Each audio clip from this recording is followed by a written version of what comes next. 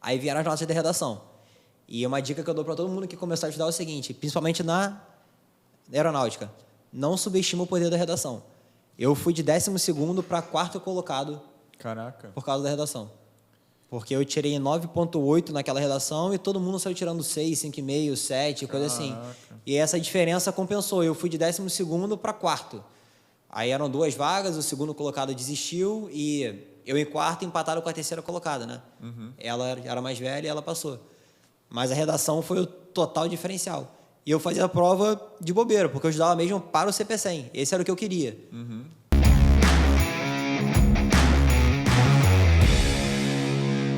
E aí, sejam muito bem-vindos a mais um Zeroncast, o podcast oficial do Concurseiro 01. Terça-feira, meio-dia, em que a gente geralmente fala de preparação, concursos, carreiras, performance, nutrição, enfim, finanças. A gente fala de diversos assuntos aqui. Conta mentiras. Hoje a gente tem aqui um cara que foi aprovado no concurso de engenheiros da aeronáutica. Então, esse podcast especificamente vai ser para poder contar histórias sobre como preparar para a aeronáutica, como que é lá dentro, o que tem de diferente das outras forças para o que tange engenharia, né? Vai ser legal porque é o primeiro que a gente tem com esse assunto. Então, para você que é engenheiro, já se acomoda bem na cadeira. Ou você que vai fazer aeronáutica também, né? É o AP também, a galera faz junto. A gente vai conversar um pouquinho. Boa. O curso de formação é o mesmo, né? É o mesmo. Então, e o cara foi aprovado em mais de uma vez. Enfim, a gente vai detalhar. Não vamos dar spoiler, sem spoilers. Spoiler. Qual que é o primeiro nome? O segundo sobrenome é da Mico. Rodrigo. Boa. Rodrigo, um prazer, cara, ter você aqui no Zeroncast. Obrigado por aceitar o convite. Começa dando uma breve introdução aí para a galerinha que não te conhece. Vamos lá, meu nome é Rodrigo D'Amico. Eu hoje sou engenheiro da aeronáutica. Antes de entrar na aeronáutica, eu era engenheiro da Marinha. Eu fui oficial temporário lá, fiquei 2 anos na Marinha. Como oficial temporário, eu continuei estudando, não parei de estudar, e fui aprovado no concurso de aeronáutica. Como já falou, eu já fui aprovado nesse concurso 4 vezes. Não foi a primeira vez que eu fui aprovado. Das 4 vezes, a primeira eu fiquei fora por questões de idade. Eu e a candidata, a gente teve a mesma nota final, mas como ela era mais velha, esse foi o critério de desempate, ela passou e eu não. A segunda vez eu fui aprovado, mas não fui dentro do número de vagas. Terceira vez eu fiquei em primeiro colocado no concurso, empatado com outros 2 candidatos. Os 2 eram mais velhos do que eu, também por idade eles entraram, eu fiquei de fora.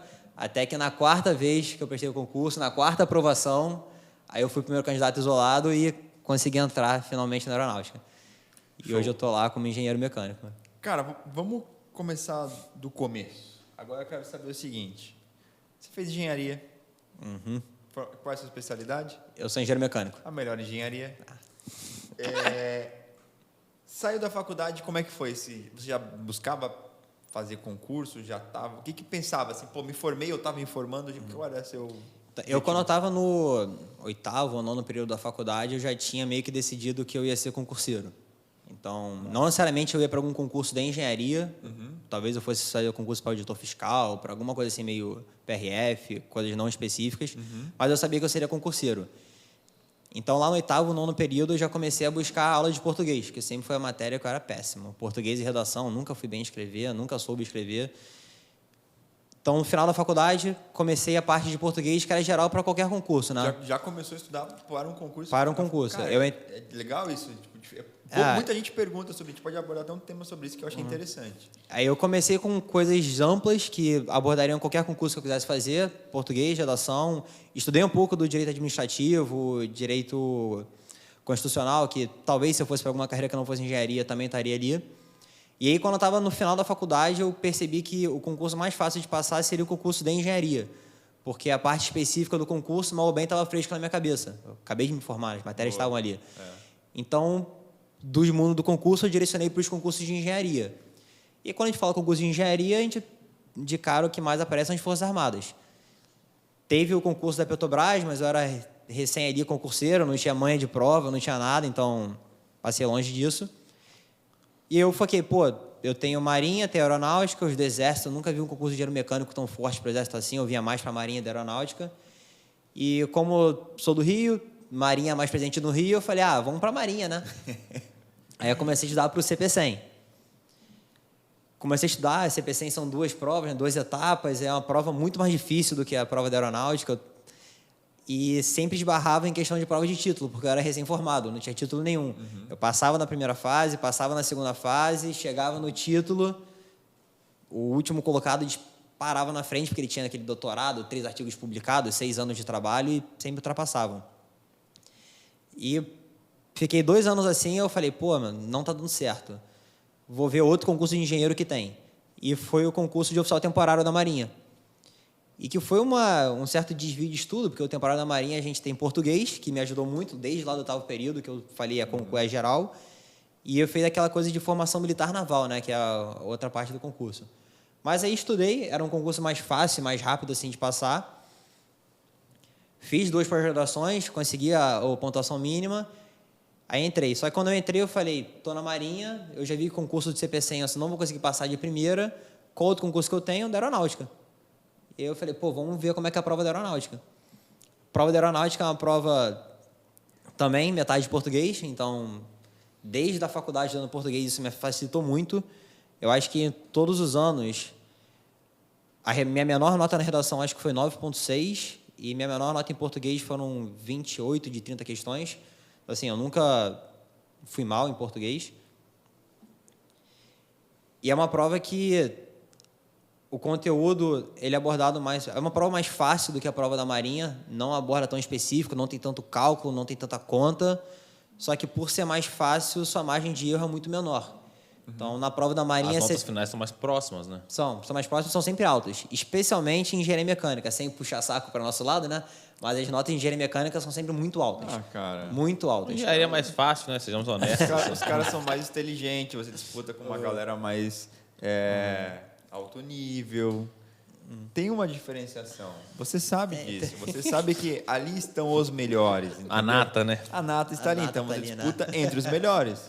Todo mundo que entra já é pré-selecionado. Pô, não fui para mecânico, o cara geralmente vai para outro. É 5 anos, né, cara? Dá, vinha atua ali, né? Na seleção natural da coisa, né, cara?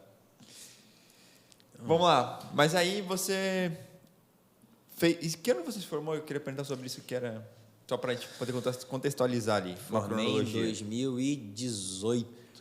E aí, quando você falou da Petrobras, teve um primeiro concurso da Petrobras ali em 2018, né? Foi 2018, foi ali mesmo, sim. Teve um ali que teve poucas vagas até. Acho que em engenharia mecânica foram 3 vagas. Grupo Petrobras e Transpetro. Transpetro acho que foi mais, foram 9 vagas. Isso aí. Só lembro, foi uma coisa de louco, acho que foram 5 mil inscritos, não foram? Parada dessa assim, só de engenharia. Tava muito tempo também sem concurso, e aí a Petrobras abriu poucas vagas, que normalmente é um concurso que abre muitas vagas. E sim. Depois abriu de novo um outro. Abriu recente, foram 100 e poucas vagas nisso aí. 2.500 vagas aí com cadastro de reserva. Aí daí a galera entrou, abriu a porteira. Mas o que eu ia perguntar é, você fez o CPCM já assim que se formou ali, em 2018 também? Já. E o da aeronáutica também, ou EAR? Da aeronáutica também, Mas eu estudava mais para a Marinha e a aeronáutica eu fazia porque era uma prova. E eu fazia até para treinar português. Porque como tinha português ali também, eu falava, é uma prova, não tenho por que não fazer. Matéria engenharia, por mais que na Marinha, no CPCM, é uma prova específica discursiva, então tem um cunho, um teor diferente, um estudo diferente. Mas eu falava, a matéria é a mesma. É tudo engenharia mecânica, é tudo termodinâmica, é tudo motor. E falei, vai dar para estudar. E eu fazia a prova. E eu fazendo a prova da aeronáutica, a primeira vez que eu fiz a prova, eu lembro direitinho, eu fui razoavelmente mal, digamos assim, eu acho que eu fiz 80% da prova. E as 12 maiores notas teriam redação corrigida. Eu passei em 12º, eu fui o último a passar. Ele até falei, pai, eu vou ter redação corrigida. Ele falou, filho, mas você tirou 80% da prova, né? Não foi uma nota tão boa assim, ainda mais de engenharia mecânica, que é mais disputado. Não dá tanta esperança para esse concurso. Eu falei, tudo bem. Mas, pô, maneiro, eu tive redação corrigida, uma etapa diferente, né? Eu fui convocado para as próximas etapas. Aí vieram as notas de redação. E uma dica que eu dou para todo mundo que começar a estudar é o seguinte, principalmente na aeronáutica, não subestima o poder da redação. Eu fui de 12º para 4º colocado. Caraca. Por causa da redação. Porque eu tirei 9,8 naquela redação e todo mundo saiu tirando 6, 5,5, 7, coisa assim. E essa diferença compensou. Eu fui de 12º para 4º. Aí eram 2 vagas, o segundo colocado desistiu e eu em 4º empataram com a terceira colocada, né? Ela era mais velha e ela passou. Mas a redação foi o total diferencial. E eu fazia a prova de bobeira, porque eu estudava mesmo para o CP100. Esse era o que eu queria. Aí isso aconteceu o primeiro ano, eu falei, nossa, quase que eu passei nessa prova, né? Talvez tenha sido sorte. No ano seguinte, veio o CP100, de novo, eu passei a primeira fase, passei na segunda fase, tive redação corrigida, chegou na prova de título, lá embaixo. Enquanto isso, na aeronáutica, de novo, a mesma coisa. Eu falei, pô, eu de novo fiz a prova, fiz a redação, e no final eu fiquei em quinto, e eu nem estava focado nessa prova. Eu falei, cara, se eu mudar o foco do estudo e passar agora a valorizar a aeronáutica e não a marinha, talvez eu consiga ir ainda melhor na prova. E nesse ano, eu já estava 2 anos como concurseiro, né? Eu não trabalhava, e eu queria ganhar dinheiro, né? Todo mundo quer ganhar dinheiro. Aí eu vi o concurso do temporário. Aí o temporário eu falei, pô, é uma prova mais fácil de estudar, um concurso mais rápido, né? Porque concurso militar é um concurso longo, né? Ele demora quase o ano todo. E foi no ano da pandemia. E quando eu fiz o concurso, teve a prova objetiva, teve a nota, veio a pandemia e postergou a entrega de título. Quando postergou a entrega de título, eu falei, pô, eu consigo fazer o TOEFL, eu consigo publicar um artigo aqui, eu consigo correr atrás de uma pós-graduação online. Eu falei, pô, dá para eu correr atrás de ponto. Como eu tinha passado com uma nota razoavelmente boa na prova objetiva, eu falei, dá para ir atrás. Aí eu fui atrás desses pontos, consegui o ponto e entrei no concurso. Aí eu entrei, quando eu entrei na Marinha, eu entrei já falando, pô, hoje eu sou oficial temporário da Marinha, mas o meu foco de estudo agora já é aeronáutica. Porque eu já tinha 2 anos em que eu focava no CP100 e não estava tendo um sucesso tão grande. Em contrapartida, eu, sem focar tanto, consegui um sucesso bem legal no da aeronáutica. Aí, quando eu entrei para a Marinha, foi quando eu chaveei. Irônico, né? Mas quando eu entrei para a Marinha, foi quando... Não quero para a Marinha, quero para a aeronáutica. Foi quando eu mudei. E aí, quando eu mudei, foram os 2 concursos que... Os 2 últimos que eu fiz, que eu passei em primeiro colocado nos 2, mas no primeiro deles foi empatado, e aí eu fiquei fora por idade de novo. Mas a chave foi aí. Eu vou perguntar sobre a aeronáutica, que é para a gente falar um pouco mais sobre a preparação, que é interessante, mas na Marinha você ficou quanto tempo lá? 2 anos na Marinha. 2 anos na Marinha. Você serviu na... Eu servia na base Almirante Castro Silva, a base de submarinos. Ali na Ilha do Mocanguê, embaixo da Ponte Niterói. Tô ligado. Ali é massa, cara, porque tu lida diretamente com submarinos.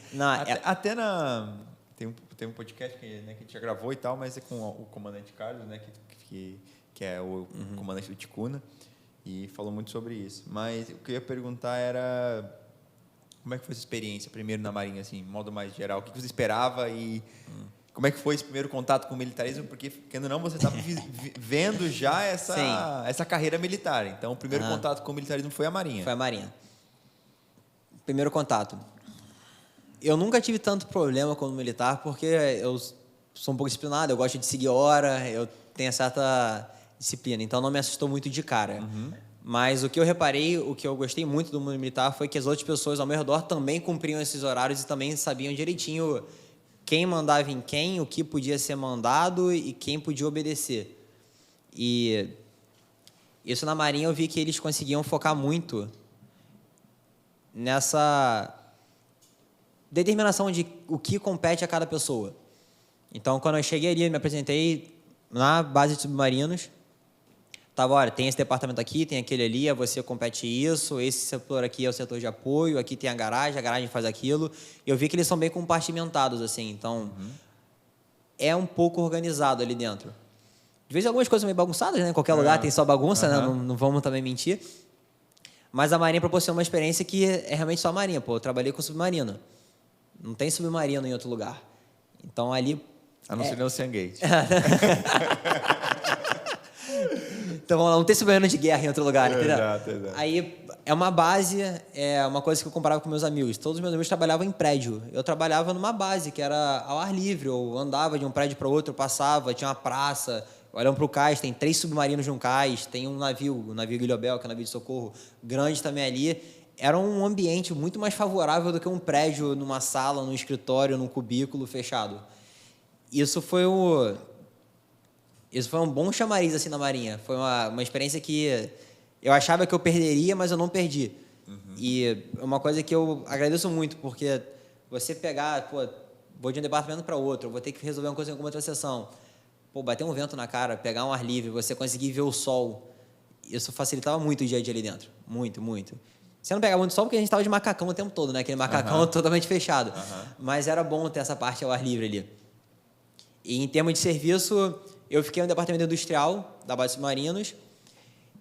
E ali eu tinha 2 funções. Eu era como se fosse um gerente de qualidade ali. Então, eu fazia todo o controle dos serviços que estavam sendo executados, de quais pedidos de serviço, questão de orçamento, questão de empresa, verificação de nota fiscal, entrega na intendência, confere se está tudo certo. E eu tinha o meu outro setor que eu era encarregado do grupo de manutenção. Tinha um grupo de militares, a maioria ali era já primeiro sargento, tinha um sub também, 2 subs ali, que era quem efetivamente os serviços internos do submarino, serviços que a própria Marinha fazia, que não eram contratados de fora, esse era o grupo que ia no submarino e realmente executava o submarino. Executava no submarino, eram serviços de segundo escalão. E eu consegui ter muito contato com várias máquinas e vários sistemas que, assim, nunca nem sabia que existia, né? Que a gente senta na função e já vem a pessoa, pô, tenente, tem isso aqui que é desse jeito, não sei o quê. Eu falei, cara, nunca vi essa peça na minha vida, me dá um segundo aí, mano. Pera aí, me dá o manual, deixa eu falar com o fabricante, deixa eu ver como é que é, me mostra como é que funciona. E eu consegui aprender muito sobre sistemas desse submarino ali e muito como é que funciona por dentro, porque você acha que o submarino é uma coisinha pequena, né? Porque em filme dá a impressão que é pequeno, mas você entra no submarino, é um mundo ali dentro. Tem muita coisa ali, tem muito sistema ali dentro e acaba que eu aprendi muito como é que é a engenharia na massa, assim, realmente de verdade, não só desenhando no papel no estudo de termodinâmica, isso aqui é um condensador. Não, aí você vê realmente a máquina. Isso é massa. Tá. Marinha, ficou lá, BAC, 2 anos, militarismo, engenharia, aprendeu muita coisa nova, viu que as coisas saem do papel, né? Viu que a termodinâmica funciona funciona de verdade ali, funciona né? de verdade, viu como é que era um condensador. Mas agora, sobre a preparação para aeronáutica, como é que você estudava? Como é que era a sua preparação? Você dividia as matérias, você tinha um cronograma? Você começou assim e foi adaptando, foi mudando? Como é que foi seu estudo para o concurso da UEA? Não, eu fui adaptando, até porque eu sempre defendi que o estudo tem que se adaptar à nossa rotina. A nossa rotina muda de acordo com o trabalho, tem meses que mais puxaram, tem meses que não são. Então, eu sempre ia ajustando. Mas o que eu gostava muito do meu estudo é que, independente do tempo, eu seguia uma mesma lógica, que era a lógica do estudo cíclico. Eu passava 45 minutos estudando, lendo o livro, lendo o artigo, lendo o que quer que eu tenha que ler. Passava 20 minutos ali fazendo um pequeno resumo sobre aquilo ali. Depois eu passava mais meia hora fazendo exercício e sobre o mesmo assunto. E se por acaso qualquer questão do exercício a resposta não tivesse no meu resumo, eu voltava depois e adicionava no resumo. Aí eu tinha esse ciclo que durava 1h30, mais ou menos, alguma coisa nesse entorno. Aí eu parava, bebia uma água, bebia um mate, Coca Zero, meu ponto fraco. E depois relaxava e voltava com outra matéria. E eu ficava sempre realimentando isso. Então, acabava que os meus resumos, todo o resumo do tópico meu cobria todas as questões que eu fazia sobre aquele tópico. Então, eu pegava uma matéria que eu tinha muita dificuldade, vibrações. Sempre foi uma matéria, para mim, infernal, até na faculdade. Fazia as questões, chegava no resumo, eu via, pô, meu resumo não respondeu essa questão aqui. Então, eu voltava e adicionava no resumo. Deixava ali. Passava, sei lá, uma semana, eu voltava a estudar vibrações ou algum outro tópico. Eu pegava o resumo anterior, lia, fazia o resumo do que eu estivesse estudando no momento e tentava resolver as questões. E com os resumos anteriores, adicionava esse resumo novo e assim eu ficava tendo uma coletânea de resumos. E esses resumos sempre resolviam todas as questões que eu fazia daquele assunto. Então, eu sempre fazia questão de garantir que eu não precisava voltar na fonte para o estudo, porque voltar para o livro, quando o livro é muito extenso, é difícil de ler, ou você vai ler o PDF, não vai ler uma coisa mais resumida com suas palavras. Então, eu sempre fazia questão de que o meu resumo fosse completo. E eu ficava nesse ciclo. Estudava, resumia, questão, se resposta não tivesse no resumo, eu adicionava no resumo e relaxava. E eu ia perguntar, você, né, pô, muito legal esse ciclo, e eu estava parecido, assim, quando eu estudei para o CPC, eu fazia coisa bem parecida. Eu fazia muito resumo, aí depois fazia questão, questão não contemplava no resumo, eu botava no resumo. Tu estudava mais de um tópico, mais de um assunto no mesmo dia? Sim. Ou não? Estudava. Fazia Mais de uma disciplina também? Sim, eu misturava disciplinas. Em geral, quantas por dia, assim? Quando eu era concurseiro full, antes de entrar para a Marinha, né, que eu ficava o tempo todo estudando, eu conseguia separar bem, tipo, de manhã 2 disciplinas, de tarde outras 2. Então, dava aí 4 por dia, 4 assuntos, assim, assuntos realmente totalmente diferentes. Eu começava com, vamos botar aí, português. Beleza, eu estudei português. Quebrava de português para resistência dos materiais, coisa aleatória. Aí, beleza. Aí de manhã tem aquele almoço, aí relaxou, zerou. Aí eu voltava com, vamos botar aí, termodinâmica. Depois eu terminava com vibrações. Pegava assim, eu botava 4 assuntos totalmente diferentes. Eu não gostava de botar coisas parecidas a ponto de tentar me confundir. Então, eu realmente gostava dessa quebra, de falar, pô, tá, agora é português, então minha mentalidade está para português. Agora eu tô com resistência a materiais, então agora é resistência a materiais. E eu separava bem. E isso principalmente me ajudou muito quando eu estudei para o SMV, porque na SMV a matéria tem formação militar naval, e algumas matérias se confundiam ali, não pela matéria, mas pelo como era cobrado na prova. Porque eu parava que algumas questões eram o seguinte, uma frase incompleta é dito como errado. Em algumas outras questões, a frase incompleta ainda era certa. Aí isso me confundia muito. Então, eu gostava de separar para ter minha cabeça certinha, do tipo, olha, essa matéria aqui é mais in natura. Ele vai pegar exatamente como está ali, vai dar um Ctrl+C no texto e colocar aqui. Essa outra aqui já vai fazer você pensar. Então, eu gostava de quebrar e realmente separar matérias totalmente diferentes para não confundir minha cabeça. Como que foi para ti, tipo, conciliar os estudos para aeronáutica com o trabalho ali do SMV? Trabalho da Marinha, né? Isso aí eu até falei com um amigo meu há pouco tempo que me fez essa pergunta. O primeiro é aceitar que não vai ser mais fácil, não vai ser tão tranquilo. Que não, vai dar para estudar, eu vou conseguir estudar 4 horas por dia, 5, 6 horas. Eu falei, não, você não vai. Primeiro foi aceitar que vai ser mais cansativo, vai. Você talvez tenha que abdicar de algum esporte. Hoje você faz 3, vai fazer só 2. Alguma coisa você vai ter que sacrificar. Primeiro foi aceitar isso. Aceitei, beleza. Depois foi começar a ver, que horas que eu estou chegando em casa. Até com o militarismo tem a questão de escala de serviço. Como é que é a minha escala? Eu dou um por semana, 2 serviços por semana? Que quando você está serviço, você não estuda. Você tem que dormir a bordo e trabalhar 24 horas. De vez em quando está tendo cerimônia, tem formatura, que a gente é chamado para toda hora. Muitas coisas são pós-expediente. Então, primeiro eu precisei saber, como é que é essa minha nova rotina aqui? Adaptei essa nova rotina. Tá, eu estou vendo que eu estou chegando em casa às 5 horas da tarde. Eu preciso fazer um esporte por dia, mas na Marinha tem TFM. Então, sem TFM, eu consigo fazer o esporte na hora do expediente. Então, eu consigo só pegar o pós-expediente para estudar. Eu fui vendo, estou conseguindo estudar 2 horas e meia por dia, 3 horas por dia. Tá, então vamos botar aqui um limite de 3 horas por dia. Esse é o meu objetivo. E eu me baseava nisso. 3 horas por dia, eu boto 2 ciclos de 1h30 e eu adequo o meu tempinho de leitura, resumo, exercício para esse tempinho de 1h30. Então, primeiro analisei como é que é a minha rotina. Estou vendo, estou chegando em casa essa hora, consigo estudar 3 horas por dia, dão 2 ciclos. Tem dia que eu cheguei mais cedo. Bota alguma coisa que você queira a mais aí. Lê algum resumo anterior, revisa alguma matéria que você for com dúvida. Porque nem sempre quando a gente faz o exercício, a gente realmente entende aquele exercício por inteiro, né? Ainda fica alguma dúvida. Nesses casos eu deixava anotado e se sobrasse tempo eu voltava neles.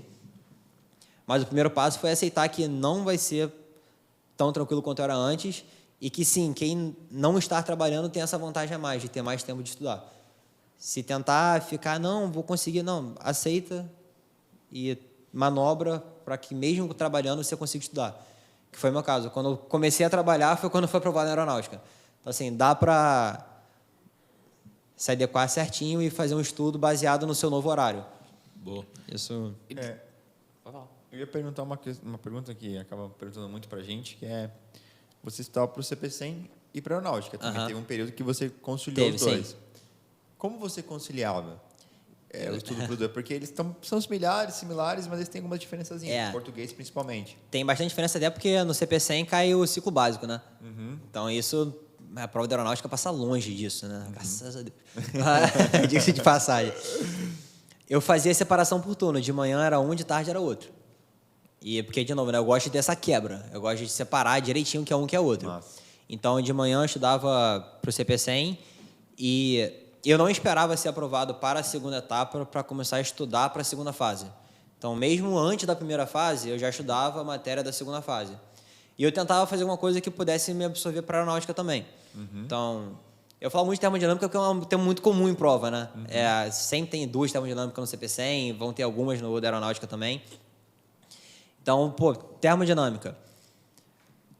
No CP100 a prova é discursiva. E isso, na resolução, na hora de resolver a questão, é diferente. Porque você tem que resolver de uma maneira que o corretor vai entender o seu raciocínio. Numa prova objetiva, o corretor tem que entender nada. Tem que ver se você marcou. O robozinho lá vai ler a resposta certa. Mas a matéria é a mesma, a resolução foi igual. Então, tinha algumas matérias que eu conseguia, mesmo estudando para o CP100, que era uma prova mais difícil por ser discursiva, eu conseguia aproveitar o conhecimento e o conteúdo para a aeronáutica. Algumas dá para fazer isso. Outras não tem muito como. Por exemplo, vibrações. Vibrações é uma matéria que... Vibrações e motores. Na CP100 tem muito aquela questão, o motor com fator de marcha dá o F1, F2, F3, F4, potência... Isso está longe de acontecer na aeronáutica. Não é uma matéria que consigo estudar em comum.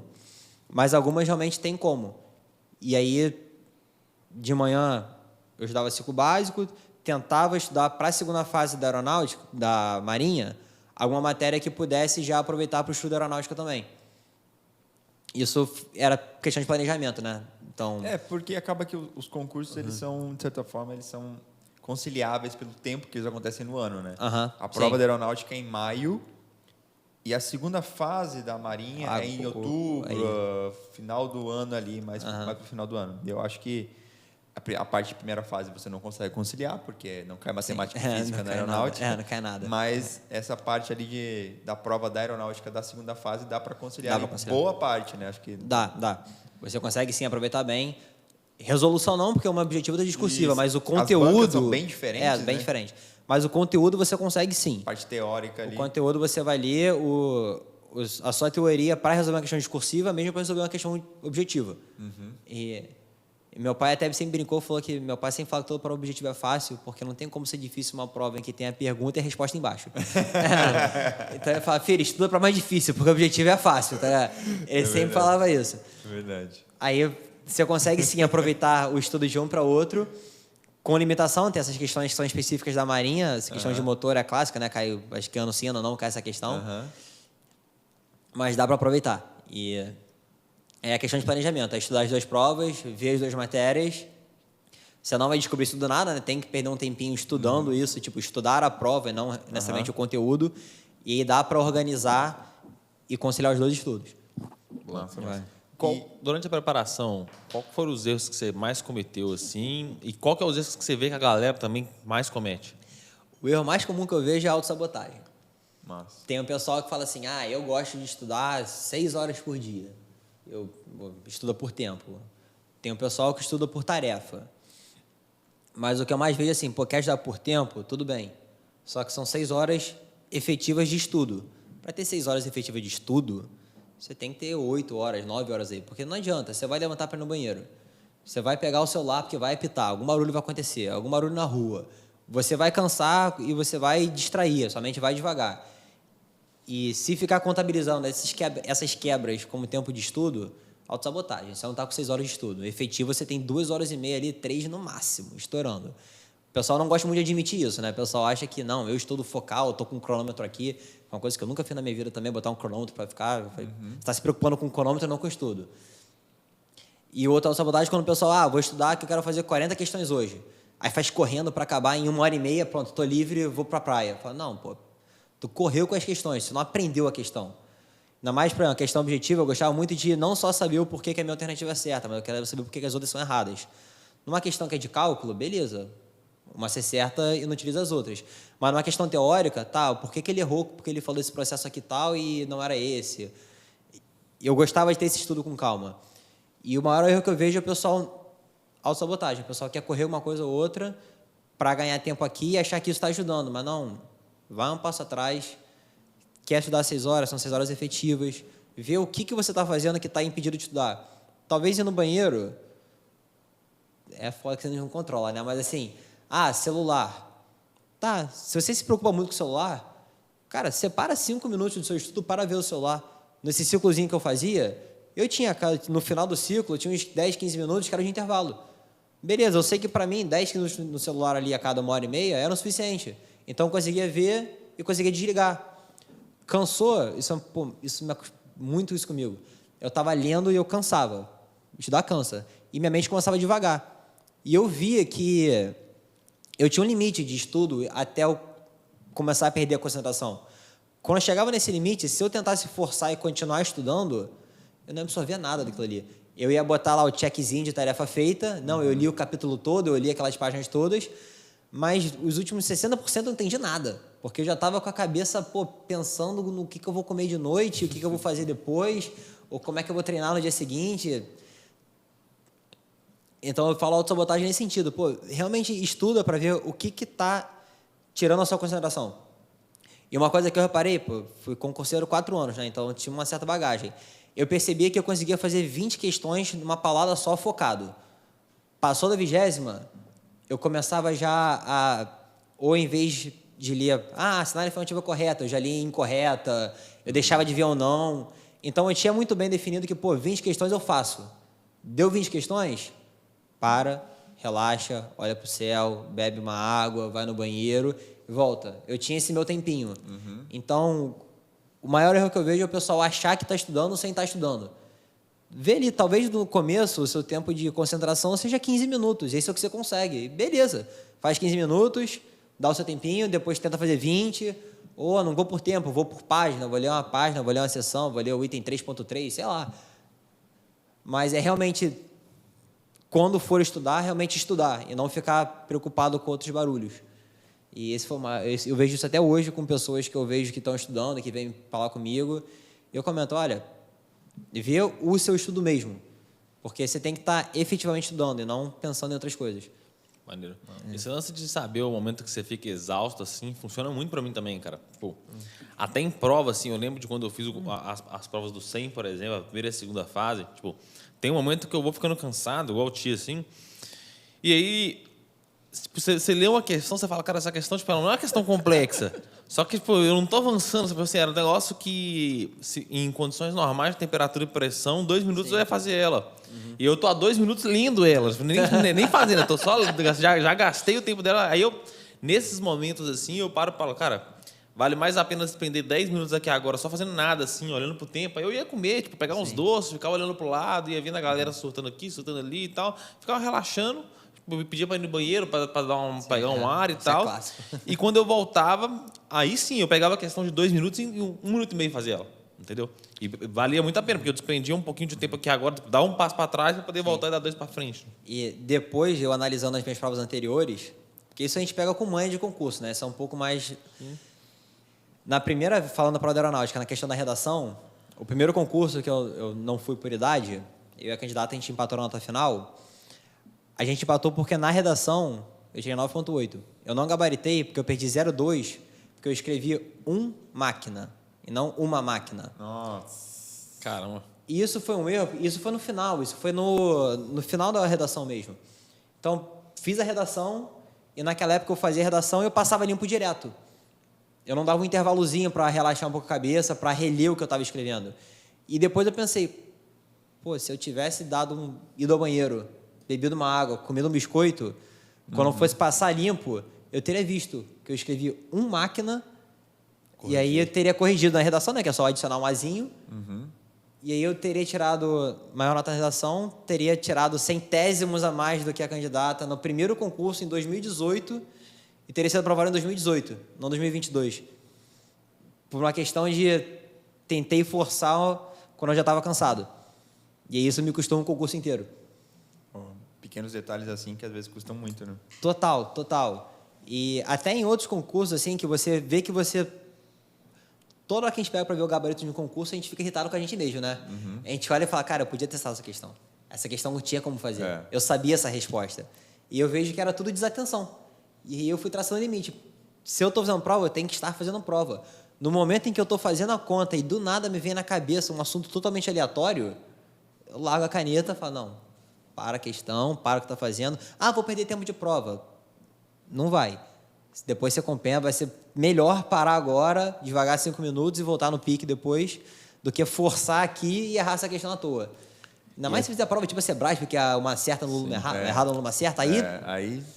E é triste. Tá caro, custa muito caro. É muito triste, cara, a sensação de encerrar uma questão tipo, muito boa. Eu não esqueço até hoje, assim, já tem 2, 3 anos que eu fiz a prova do 100, a primeira fase, e tinha uma questão lá, cara, com um tubo de Venturi que no final, você calculava a velocidade do líquido, acho que era água, e aí no final, tipo assim, a área da seção transversal do tubo mudava. Então, cara, era só para a equação da continuidade, cara. A1V1, A2V2. Era só isso, tipo assim. E a velocidade da água dobrava. Eu lembro até hoje. Eu calculei o tubo de Ventura, a velocidade certinha, dava 20. Na falta de... Assim, eu li a prova inteira antes. Eu sempre li a prova inteira para deixar as mais difíceis por último, porque vamos tomar mais tempo. Então, eu não quero perder tempo, não quero perder uma questão fácil porque gastei tempo na difícil, entendeu? Então, deixa as mais difíceis por último. Eu já tinha lido, eu sempre leio passando, essa questão eu faço assim, assim, assim. Essa daqui, os passos mentais para fazer essa questão são esses. Eu já tinha mentalmente, na primeira leitura, quando eu estava descansado, pensado, bom, eu vou usar Bernoulli aqui, vou calcular a velocidade, depois eu uso a equação de continuidade, eu vou achar a velocidade aqui e tal. É isso, sem erro. Quando eu voltei para fazer a questão, aí já era, tipo, sei lá, a 13ª questão que eu estava fazendo. Já estava cansado, eu fui lá e calculei o Bernoulli, deu 20, era só multiplicar por 2 e botar 40, só que tinha tanto 20 quanto 40 no gabarito, então eu marquei 20. Nem me atentei, assim. Aí, quando eu saí da prova, eu falei, cara, eu acho que eu errei aquele negócio ali. Eu peguei minha prova, que eu estava com ela ainda, eu falei, cara, pô, perdi uma questão, tipo, completamente de graça, assim. Era só uma questão de ter parado 5 minutos para descansar, ou no final ter descansado e relido a prova, assim, porque eu não descansei para reler a prova. Sim. Eu terminei a prova completa assim, agora eu vou reler. E aí perdi uma questão de graça também. E eu fazia muito isso até para... Depois eu tive esse hábito de, quando a questão pede a afirmativa correta ou incorreta, eu sempre circulava o correto ou incorreto, para destacar. Porque já cansei também de errar a questão, porque ele pedia incorreta... E eu, beleza, é correta, beleza, já marcava direto. Eu falei, acertei, pula tudo, tá ligado? Não vou perder tempo lendo as alternativas. E na verdade era incorreta. Aí quando vem o gabarito, você lê a questão, faz, putz, desatenção. Aí sempre, a gente aprende, né? Aí vai. Cara, mas e aí, como é que foi quando, assim que você passou na FAB? Como que foi? Eu queria só fazer uma pergunta antes de a gente perguntar sobre formação. Falou sobre redação e que a redação faz muita diferença na prova da FAB. Faz mesmo. Esse ano, nossos alunos aprovados que passaram na EOEAR, a gente não tinha tanto aluno até dentro das vagas na primeira parte, quando sai a portuguesa específica, mas veio a redação e eles passaram muita gente. Teve um game change muito grande. Eu também. Eu passei, quando saiu nas notas de português específica, eu acho que eu estava em 10º colocado, alguma coisa assim. Tanto que eu falei, tô em 10º, num concurso em que tem pouca desistência, são 3 vagas, 4, né? 3 de uma concorrência, a 4ª vaga. Eu nem liguei tanto, eu falei, 10º, ano que vem tento de novo, né? Eu já tinha me contentado, mais um ano de temporada de marinha, já estava tudo pensando no ano seguinte. E aí, quando veio a nota da redação, nessa redação, eu acabei gabaritando a redação, aí eu falei, mandei bem na redação, né? Aí eu fui vendo as outras pessoas, 5,5, 4,5, 3, 6. Aí eu virei e falei, eu acho que eu tenho chance. Caraca. Porque, assim, por alto aqui, as notas estão bem baixas de redação. E minha nota teve um up, né, em relação às outras. Sim. Aí eu falei, não, vale a pena botar no Excel. Aí eu botei no Excel, fiz a tabelinha, fiz as médias de todo mundo. Aí eu fui de, acho que 11º para primeiro colocado. Cara, subiu 10 posições. 2 anos. Já naquele primeiro ano lá atrás, que eu fui de 12º para 4º, e agora eu fui de 10º para 1º, por causa da redação. Eu lembro que o primeiro candidato, eu esqueci o nome dele, mas ele estava para um candidato isolado, acho que ele tinha errado uma questão só na prova. E, para mim, ele já tinha passado direto, né? Até para ele, provavelmente, ele já estava achando isso. Até para ele estava dentro. Então, das vagas ali, uma eu já sabia que era dele. Quando eu vi a nota da redação, eu acho que ele tirou 3,5 na redação, 4,5. Nossa. E ele nem sequer chegou perto de passar nos convocados. Então, assim, na prova da aeronáutica, não subestime o poder da redação. Porque, especificamente na mecânica, como a prova tem pouco erro, as notas finais são sempre muito altas e muito próximas. É uma prova mais fácil, o negócio erra menos. Onde tem uma... A pessoa de mecânica diferenciada, tem aquela nota lá em cima. As pessoas são muito inteligentes. Acaba que um grande diferencial da nota na engenharia mecânica é a redação, que é onde tem um desvio padrão de nota muito grande. Porque nas notas do concurso mesmo... O pessoal acaba erra 1, 2 de português e 2 ou 3 no máximo de específica. Não varia muito disso. E na questão de redação, aqui as notas variam. Vai de 10 a 3. E acaba que redação tem sido um diferencial enorme. No meu caso, 2 anos, redação que me tirou. Lá de baixo me jogou para cima. E como é que você fazia para estudar redação? Gabaritou de uma vez, tirou 9,8 na outra, errou por causa de um A, redação, acho que a aula de redação foi uma das coisas mais brutais assim na preparação, porque você perde mais tempão escrevendo a redação, você acha que tá lindo, você fica todo orgulhoso, aí vem o professor, tá horrível, muda tudo. Aí você abaixa a cabeça e fala, não tá horrível não, assim, redação era brutal. Mas eu fiz aula de redação, eu fazia 2 redações por semana, em torno disso, e eu fazia redação com calma, em casa, assim, para aprender a fazer redação. e eu vi que tinha uma receita de bolo de redação que dava certo comigo. E é irônico, você pega minhas 4 redações de concurso, são idênticas em redação. Eu uso o mesmo advérbio no começo, eu uso o mesmo... Eu sempre boto a favor e contra, eu uso o mesmo coisa de conclusão, eu não mudo nada na redação. Eu achei uma receita de bolo que dá certo e eu falo, o corretor só avalia uma redação minha. Então ele não tem que saber que eu só sei fazer uma redação. Ele não tem que saber isso. Ele não está ali para saber se eu sei escrever, está ali para saber se eu sei fazer um texto dissertativo, argumentativo daquele tema. Então eu tinha minha redação que era sempre o mesmo sistema, o manual. Eu pegava lá direitinho, tinha o título, né? Eu pegava o título... Dá um exemplo pra gente aí, tipo... Vamos lá, exemplo prático. Eu acho que teve um ano que foi sobre aquela linguagem neutra, se era modismo ou se era mudança da língua, né? Aí eu sempre começo... O texto era o título que vem escrito lá, né? Eu basicamente copiava aquilo, colocava na primeira linha, botava lá... A linguagem neutra na sociedade hoje... Como é que é? Não, peraí. Eu fazia... É porque eu tô tentando lembrar dele especificamente, que esse foi o que eu tirei, esse foi o que eu gabaritei. Mas eu pegava o título e colocava gera reflexões sobre... E eu pegava o título que eles deram, gera reflexões sobre... Depois eu botava especificamente o que eu queria falar. Então, se eu queria falar, vai ser modismo, vai ser mudança da língua, colocava ali. Entendi, botava, entendi. então, assim, pegava o tema central da discussão, o tema que veio na prova... E a sua opinião. Então, o tema que veio na prova mesmo, então você copia e cola, você nem vai errar gramática, porque é só copiar o que está ali em cima, gera reflexões a respeito, gera discussões sobre qualquer coisa nesse sentido, colocava o que eu queria falar, e ali vem o que eu ia falar, aí ponto. Isso já foi uma linha... Fica um título muito bom, cara. Isso já foi 1,5 da redação, né? 1,5 quase 2. É introdução. Boa. Isso é introdução. Eu nunca fiz título em redação, eu nunca fui a favor disso. Então, eu fazia 1,5 só nisso aí. Pegando uma linha já vinha pronta da própria prova. Aí depois eu colocava por um lado e botava o meu argumento de um lado. Aí uma coisa que eu fazia, que os corretores gostavam muito, eu botava por um lado, botava o argumento, ponto e vírgula, por outro, vírgula, e botava o meu outro argumento. Esse ponto e vírgula por outro mostrava que eu sabia escrever, não sei o quê, e até eu já conversei com outros corretores e eles falavam que realmente era impactante isso. Então eu sempre gostava de fazer isso. Caraca, dicas de ouro, hein? Todas as minhas introduções de redação são assim, sem exceção. Se eu pego aqui, eu posso abrir o celular e abro a redação que eu fiz ano passado. Eu posso mostrar. Vai ser exatamente isso. Não, eu tenho todas no celular. Todas são assim. Aí eu venho no primeiro parágrafo, obviamente, né? Mas era sempre um argumento a favor e um contra? Sempre a favor e um contra. Eu nunca fiz 2 a favor ou 2 contra. 2 contra é meio... não faz sentido, né? Sim. Mas é a sua opinião, é diferente, né? É sempre a favor e um contra e sempre nessa ordem. Sempre deu primeiro a favor e depois o contra. Boa. E aí eu fazia... A introdução era muito fácil de fazer, porque o difícil é começar. O meu começo era copiar o que estava escrito na prova, então já entrava aí. Esse gera reflexões, por um lado ou para o outro, já era a receita de bolo da introdução. Introdução, morta, acabou.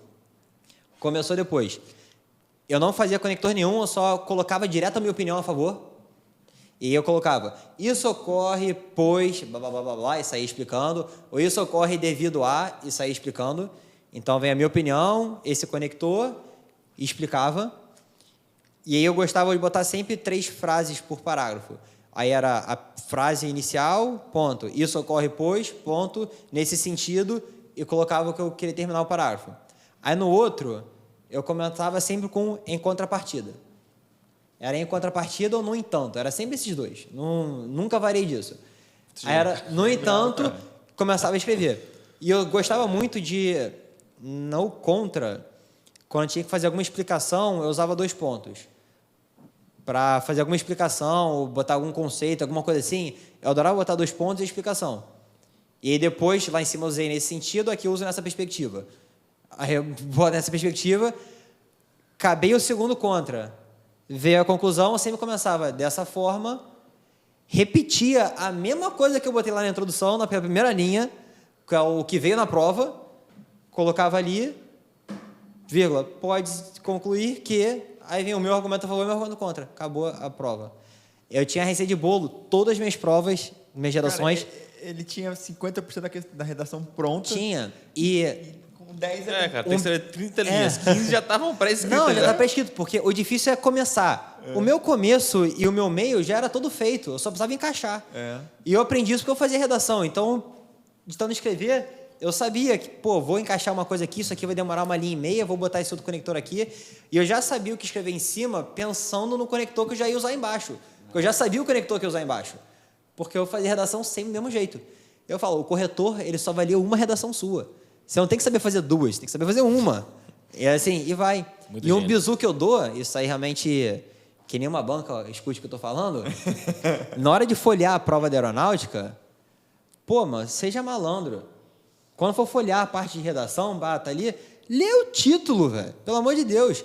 Que você lê o título, se você já tem a forma da redação na cabeça, quando você lê o título, eu já encaixava tudo. Porque entre folhear a prova e começar a prova, tem aqueles 5, 10 minutos, né? A gente já foi fiscal de prova de algumas vezes, a gente sabe isso aí. 5, 10 minutos era o tempo que eu estava ali sentado, já pensando na redação. Porque eu sabia como começar, era não sei o que, blá, blá, blá, que vem na prova, gera reflexões sobre o que eu vou falar sobre aquilo ali, por um lado, e vamos. Então, assim, esses 5, 10 minutos, eu já saía com a introdução pronta. E já fica com aquelas ideias assim, cara, eu tenho que anotar isso daqui rápido, assim que ele liberar, porque eu não posso esquecer isso daqui. E aí eu começava a prova, exatamente por isso, pelo rascunho da redação. Eu começava a prova, já abria, fazia o rascunho da redação, porque como já estava tudo na minha cabeça ali, eu já pegava, escrevia tudo, e o rascunho já saía direto, porque eu sabia direitinho os meus conectores, eu só ia escrevendo no meio. Cara, gênio, cara. E redação me tirou 2 vezes, lá de baixo, lá para primeiro colocado. Quer dizer, uma em quarto, né, e essa agora em primeiro. Então, assim, a redação ali, eu aprendi a fazer redação, sabia fazer uma redação, e pronto. Mas só precisa saber uma, né? Só precisa saber uma. Genial. Só precisa saber uma ali. Genial. E aí, até minha esposa brinca comigo, que ela pega para ele de vez em quando, ela fala assim, moça, suas redações são iguais. Eu falei, são, mas não precisa ser diferente. Ele não vai ler 2, ele vai ler uma. E eu aprendi uma redação que dá, esse esqueminha dá para qualquer tema que apareça na sua frente. Ah, mas eu não consigo pensar argumento contra. Pô, consegue. É mais fácil pensar no argumento contra do que mudar a forma, a receita de bolo. Então, mano, pensa, inventa, tá ligado? Porque essa receita de bolo ali que eu fazia, por mais que o seu argumento fosse fraco, ele era fraco, mas bem escrito. Então o cara gostava, era fluido a leitura. Então, assim, era fraco, mas passava despercebido, porque a leitura ele lia tranquilo. E o que minha professora sempre falava era que quando o corretor lê uma redação fluida, ele não tem nenhum entrave lendo a redação, a tendência dele dar uma nota maior é lá no alto. Porque por mais que tenha um errinho ali no meio, como ele leu direto, ele nem percebeu o errinho também. Então ele passou. No meu cidadão lá percebeu máquina, tá ligado? Mas assim, foi um errinho ali. Mas no final, nas outras redações, se eu tivesse algum erro, acho que nem viram. Passou direto. Cara, também, tipo, é aquele lance da impressão inicial muito boa, né? Tipo, ele pega lá, pô, você copia o título lá de cara no início, gera discussões sobre, ponto e vírgula, e aí o cara, pô, fala assim, pô, cara, ninguém faz isso daqui. Tá muito bem feito. Esse cara sabe do que ele tá fazendo, entendeu? Então faz até agora. Então, como o cara sabe o que ele tá fazendo, pô, Sim. já a minha percepção da coisa, tá? O própria pessoa que tá corrigindo já deve dar meio que, tipo assim, pô, velho, não preciso ser muito rígido nisso daqui. O cara é um cara que sabe escrever, entendeu? Então ele vai passando com mais tranquilidade sobre o restante. E já me adiantando, saber escrever é até uma coisa importante para engenheiro da aeronáutica, porque a gente faz muito relatório, laudo, parecer, assessoramento. A gente faz muito isso, muito boletim. Então, tudo a gente escreve. Tudo nosso é escrito. E tem acidente aeronáutico, é o engenheiro que vai fazer o relatório, o parecer e tudo mais. Então, realmente, saber escrever para o engenheiro ali é uma diferença muito grande entre o seu relatório ser bem dito e você estar bem visado dentro da sua unidade, ou o seu chefe toda hora falar, volta que eu não estou entendendo nada. Adiantando um pouquinho só. Mas, e olha só, Dami, quando saiu o resultado, saiu de 10º para primeiro, como é que foi, cara? Depois, beleza, o SMV foi uma aprovação, foi um prestígio, mas você que estava buscando uma carreira, ou CP100 ou eu era. Depois desses 4 anos aí, você teve a conquista aí, ó, almejada. Realmente. O SMV eu fiquei feliz, mas eu entrei sabendo que era temporário, então nunca parei de estudar. E eu lembro direitinho, quando saiu a redação, aí eu falei assim, ainda não oficial, mas eu fiz a tabela aqui no Excel e eu estou em primeiro.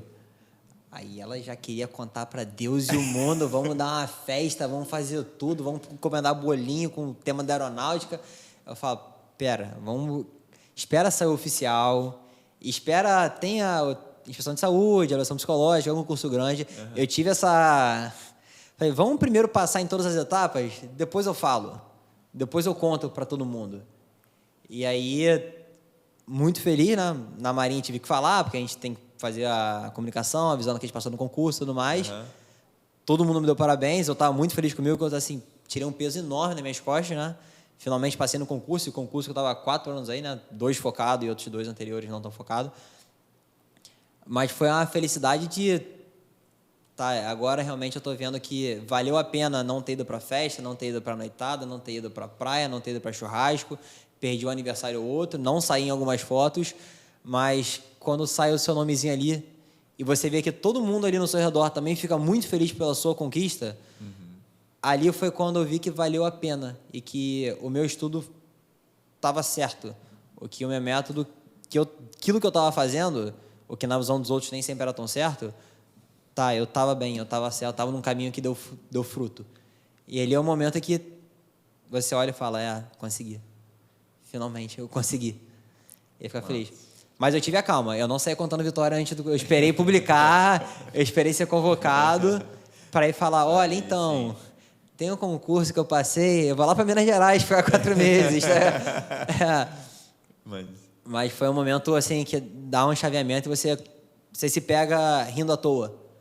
E o pessoal do curso, alguns filmaram a reação e quando viu tudo mais, o pessoal levanta, grita no computador, comemora, chama o pai, chama a mãe, chora no computador.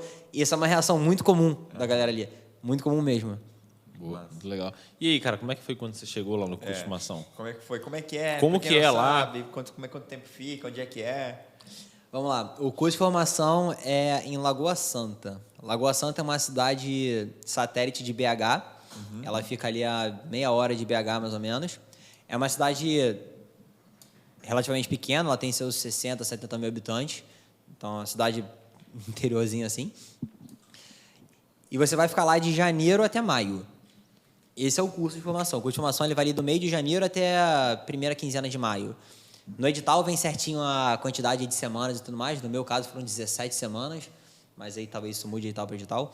Eu dei uma olhada no edital desse ano, é de 15 de janeiro a 9 de maio, então vai dar esse tempo aí também, mais ou menos. Você vai chegar ali. O CIAR, que é o Centro de Instrução e Adaptação da Aeronáutica, é ali que você vai fazer o curso.